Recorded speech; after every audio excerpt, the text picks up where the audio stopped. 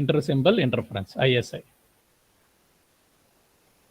Intersymbol interference.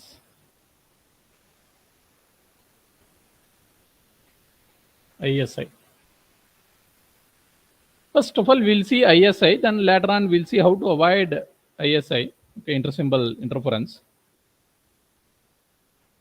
Say, whenever I have a particular digital bits, correspondingly I will have that corresponding digital waveform. Similarly, say next bit is there, again I will have digital waveform.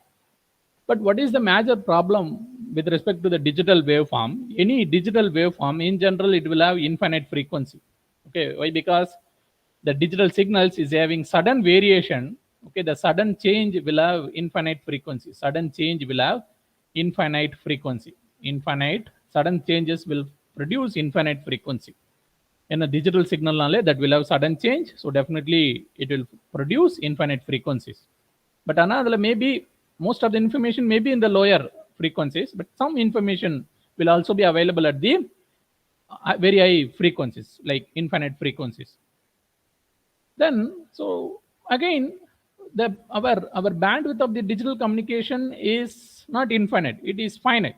So bandwidth of digital communication so is finite. Okay, suppose if the bandwidth of digital communication is infinite, we will not have intersymbol interference. But if it is finite, okay, actually it is finite. Now, if it is finite, what is the problem? If it is finite, what is the problem? Say, now I am in time domain. Okay, I am in time domain. But in the frequency domain, I am restricting the frequency. Okay, because bandwidth of the digital communication in general is finite.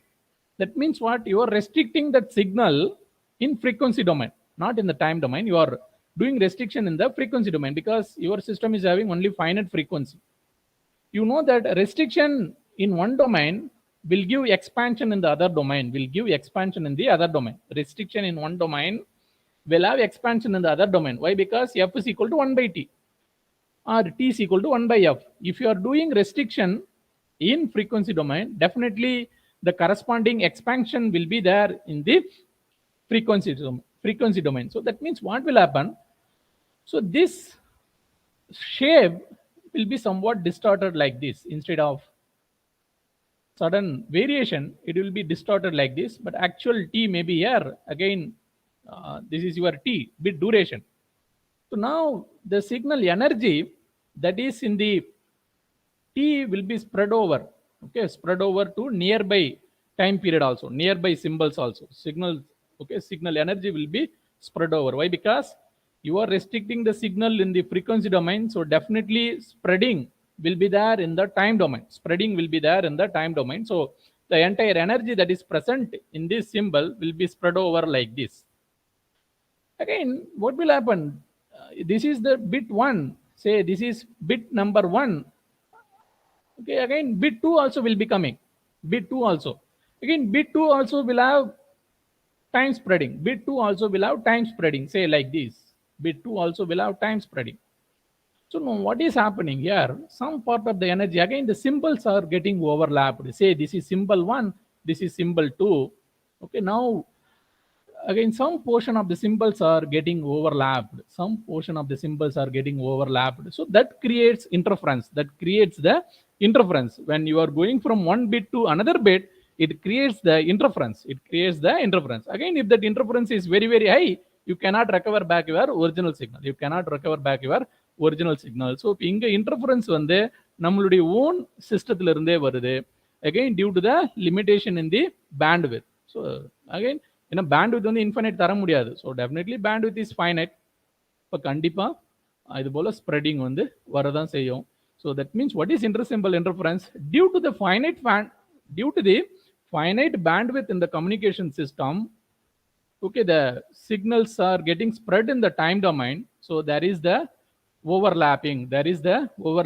So that means as the energy from one symbol leaks to the another symbol. So in case of ISI, what is happening? Energy from one symbol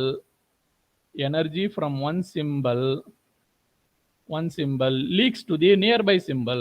Energy from one symbol leaks to the nearby symbol.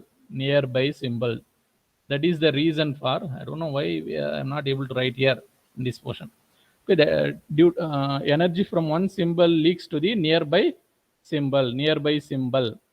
This is mainly due to the restriction in the finite bandwidth. So energy in the time domain is getting leaked from one symbol to another symbol. That creates the intersymbol interference.